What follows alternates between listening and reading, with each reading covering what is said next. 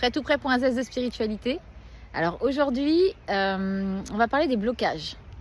Pas le dépassement de soi comme ça avait été vu avec l'histoire du bleu, rouge, violet, les barres à papa, là je vous laisserai regarder si vous souhaitez. Mais d'une autre manière, vraiment le blocage, pas sur des actions, mais pour se retrouver soi-même. C'est encore autre chose. Alors le rêve, c'est parti. On rentre dans le vif du sujet tout de suite. Dans le rêve, je suis empêtrée dans des racines, dans de la terre, dans des racines. Et j'essaie de m'en sortir. Et en fait, en essayant de sortir, je m'enfonce dans la terre et je rentre dans un tunnel de terre. Donc là, je vois rien du tout. Donc j'avance comme je peux. Et puis petit à petit, ce tunnel de terre, il se transforme en un tunnel de roche. C'est comme une grotte, mais en forme de tunnel en fait. Et j'entends au bruit que ça fait quand je marche de l'eau, un filet d'eau à mes pieds. Mais je vois pas, je vois rien du tout. C'est sombre, noir complet. Hein. Vraiment, vraiment le noir d'une grotte. Alors, je sais pas si vous avez déjà été... ouais. Non, si vous avez fait des grottes touristiques, ça ira pas. Mais bon, si un jour vous êtes curieux de faire une initiation spéléo, éteignez toutes les lumières avec les guides et vous comprendrez. Le noir absolu, quoi. Il n'y a rien. On voit pas. Vous mettriez votre main à 2 cm du visage, vous la voyez pas. Donc c'est vraiment ça. Donc c'est pas grave, je marche. Et au bout d'un moment, je vois une petite lueur quand même. Au bout, petite lumière. Donc là, je continue de marcher, j'accélère le pas. Rien. Elle est toujours aussi loin. La lumière n'avance pas, moi je n'avance pas. Enfin, j'ai la sensation que j'avance pas, elle est toujours aussi lointaine. Au bout d'un moment, ça commence à m'énerver quand même. Donc je cours. Je me dis, bon je m'en débarrasse. Rien du tout, ça change absolument rien. Alors moi j'avance, hein. C'est comme si la grotte est devenue de plus en plus longue, je la vois pas s'étendre. Mais en tout cas moi j'avance, c'est clair, je cours, mais elle reste toujours aussi lointaine, rien à faire. Au bout d'un moment je commence à comprendre, hein. Je fais une petite pause dans ma vie, je m'arrête et je ferme les yeux, je me détends et je commence à vraiment ressentir le désir profond d'aller près de cette lumière. Mais vraiment, ça devient sincère et c'est plus pressant, c'est plus un besoin, je dois en finir parce que, allez hop, on tourne la page et on passe à autre chose. Plus du tout, le caractère un peu de, tu vois. Du coup là, ça vraiment, c'est un grand apaisement et quand je réouvre les yeux, je suis juste derrière la lumière. Sauf que, il y a une vitre. Mais une vitre, elle est bien épaisse, il n'y a rien qui passe. Je sais pas, là, mais il y a plusieurs centimètres, hein, c'est vraiment épais. Hein. Donc, ok, donc je regarde ce qu'il y a de l'autre côté, et de l'autre côté, c'est une sorte de prairie avec des arbres ensoleillés. Je vois ma famille, mais ma famille en dehors de tout besoin, où tout le monde est complètement lui-même. Dans la communication, dans l'amour, dans la nourriture, dans le besoin de contact à l'autre, de voyage. Enfin, il n'y a aucun frein, qu'il soit émotionnel, qu'il soit financier, qu'il soit matériel, psychologique, psychique, rien. En fait, chacun s'est trouvé à trouver sa place et du coup, dans l'univers, à ce dont il a besoin et avance. Donc, je me dis que ça a l'air sympa quand même. Et du coup, je regarde un peu émerveillée. Et en fait, en regardant vraiment émerveillée, je pose la main. Parce que forcément, ça touche. Ça te parle de tes proches, des gens que tu aimes. Donc, tu te dis, ah, mais c'est vrai qu'au final, si moi, je me trouve et que du coup, je mène à bien tout ce qui me tient à cœur, ça peut effectivement apporter, même si chacun a à le faire pour lui-même, mais en tout cas, apporter à ma famille. Du coup, je pose la main. Et je regarde émerveillée, et là je vois que la vitre elle se craquelle, elle se fissure en fait.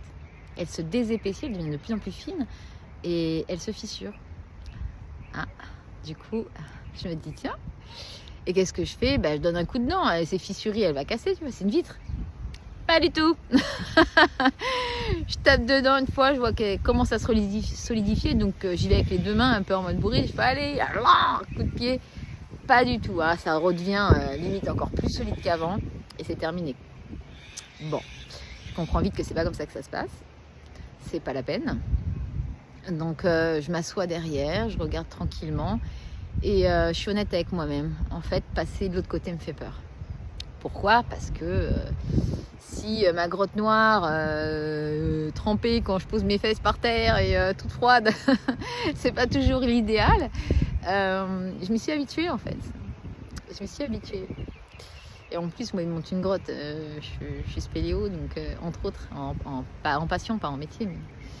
Du coup, bon, je me dis, bon, au final.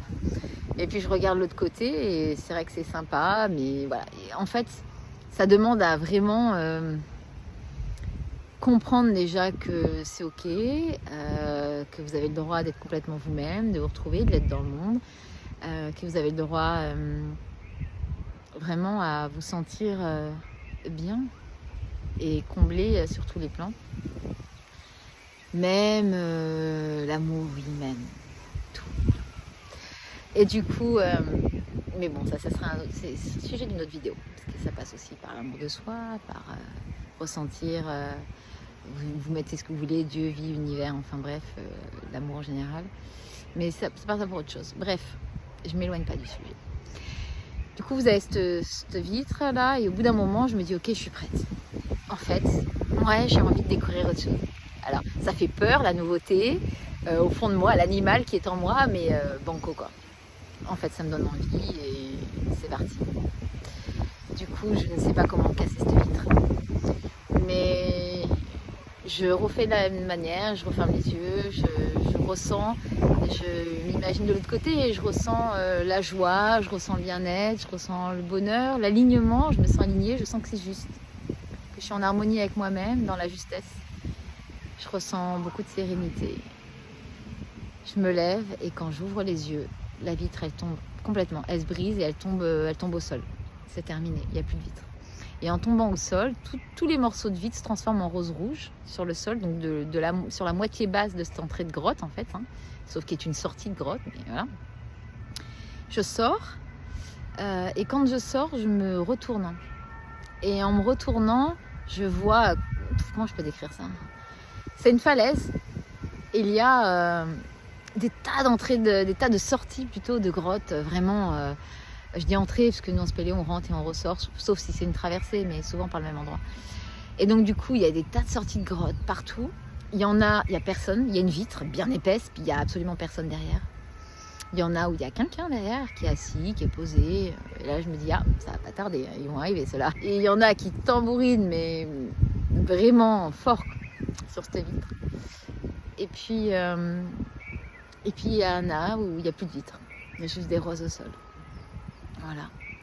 Et là, il y a du coup l'énergie que je vois souvent, avec qui je discute souvent, qui arrive derrière moi. Mais sur le moment, je ne fais pas spécialement attention, je le ressens, mais je suis concentrée sur les gens qui tapent sur la vitre. J'ai envie de les aider, j'ai envie de les aider à casser la vitre. Donc j'essaye d'envoyer un rayon, parce que quand on t'apprend le soin, alors le non-vouloir, bon, ça aussi serait une autre vidéo. Je vais éviter de m'égarer. Donc j'essaie de casser la vitre. Et je fais tout ce qui était à éviter dans les soins, donc je mets un vouloir, j'envoie, ça se brise. Donc il arrive derrière moi, il me dit ça marche pas, j'ai déjà essayé. Je dis ah bon, t'as essayé, genre l'erreur tu l'as faite.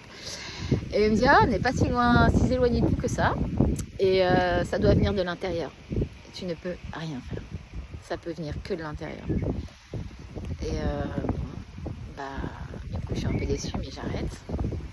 Du coup ce qui m'explique, c'est que par contre, les émotions qu'on ressent, la vie qu'on vit en étant sincèrement nous-mêmes, en avançant et en osant, en se trompant, en étant dans l'acceptation, enfin quand on est soi et qu'on finalement on s'accepte entièrement avec ce qu'on juge être nos qualités, nos défauts, et sans le vouloir et sans le savoir spécialement, en fait on soutient et on accompagne.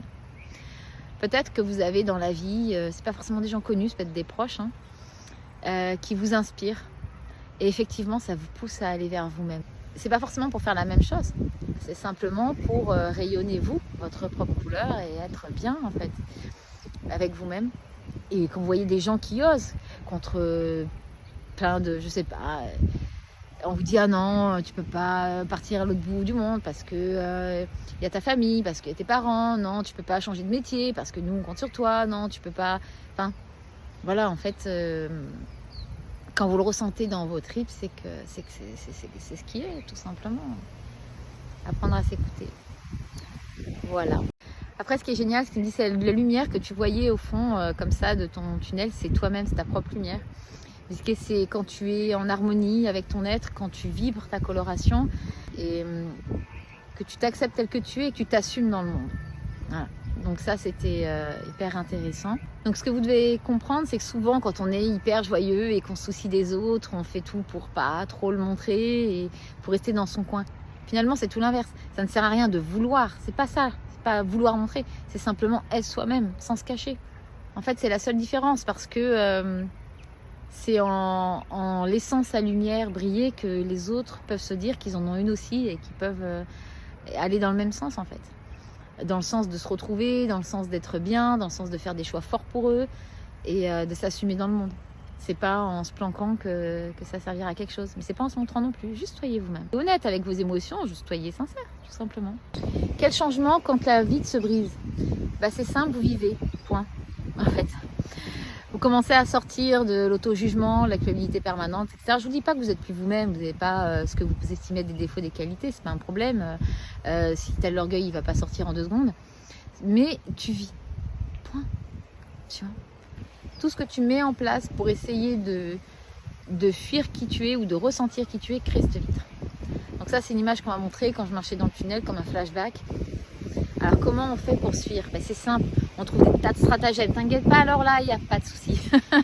Là, l'idée, c'est de réduire la douleur, de ne pas être soi et de ne pas l'incarner. En fait, le principe, il est simple. Faire tout et n'importe quoi pourvu que ça t'éloigne de toi. Que ça t'évite ce qui te paralyse, que ça te maintienne dans le quotidien, dans tes habitudes et surtout que ça te perturbe pas trop. Parce qu'au fond, ce qui te perturbe vraiment, c'est pas forcément que ça échoue. Tu vas te demander, mais si ça réussit, comment ma vie elle change après? C'est inconscient, hein, il y en a c'est conscient, mais d'autres c'est inconscient. On s'en rend pas vraiment compte. En tout cas, on le ressent. On ressent que la vie elle va basculer. Et ça peut vraiment inquiéter. Et donc, exemple de stratagème, c'est parti. Donc ça peut être du grignotage, ça peut être le besoin d'air, je vais passer tout mon temps dehors, ça peut être de regarder X, Y, Z vidéos tellement que tu ne fais plus rien d'autre. Ça peut être des formations. C'est bien des formations, oui, mais à l'excès, tout le temps. Surtout pour pas voir à l'intérieur de soi. Non. Donc, formation. Après, évidemment, il y a tous ceux qui s'enferment dans des drogues, la télé à n'en plus finir, l'alcool. Enfin bon, il y a des tas de choses. Ceci est quand même à différencier des passions. Des personnes, par exemple, qui veulent être peintres, qui sont animées par la peinture ou animées par la musique. Vous êtes auteur, vous passez du temps dans les livres. Maintenant, si vous êtes H24, enfin j'exagère, il y a le travail, mais maintenant si vous passez tout votre temps libre dans des livres à vous enfermer complètement, alors ça vous apportera forcément un peu plus que la télé, mais ça reste un enfermement finalement dans quelque chose. Alors si votre métier c'est auteur, c'est encore un peu différent, mais voilà, vous avez saisi l'idée. Alors vous dites peut-être, ok, ça me parle, mais comment moi je mets ça en pratique? Déjà avant de mettre en pratique, il faut être honnête avec toi-même et essayer de différencier. À savoir les moments où tu vas t'enfermer dans des substances ou dans des moments, surtout pour ne surtout pas te mettre à l'œuvre. Voilà. Ou alors au contraire, les fois où tu es complètement passionné, investi, aligné et que, ok, tu te coupes un peu du monde, mais parce que tu es à fond, c'est un peu dur certes, mais t'enchaînes, tu es sur ta voie vraiment. Comment tu sais que tu es sur ta voie? Ta voie se trouve là où réside ta joie. C'est pas toujours simple. Je suis pas en train de te dire que le chemin il est toujours tranquille et que tu es en train de rigoler tous les jours. Pas du tout. Je suis en train de te dire qu'intérieurement, quand tu y penses, tu ressens de la joie. Tu te dis là, ouais, c'est ça que je veux. C'est ça, ça me parle, ça me prend aux tripes. C'est là. À ce moment-là, ce moment de joie, il t'indique quelque chose. Donc ta voix vraiment, elle se trouve là où réside ta joie. Ça, c'est important.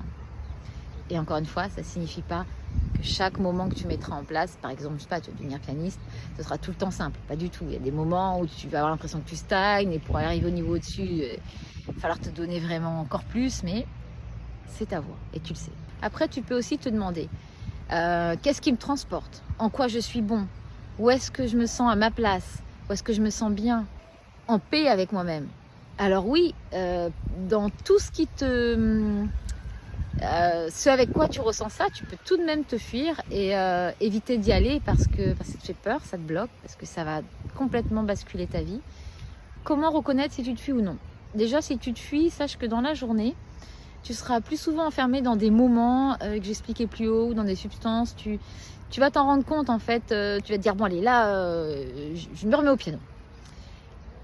Et puis au bout de quelques minutes, avec des accords que t'arrives pas et ça va pas, et tu vas te lever et tu vas aller donc dans ton réconfort. Donc que ce soit sortir, les vidéos, que ce soit, je sais pas, j'en sais rien, n'importe tout, n'importe quoi, l'alcool, le tricot, les livres, mais enfermé dedans, tu vois, genre au secours.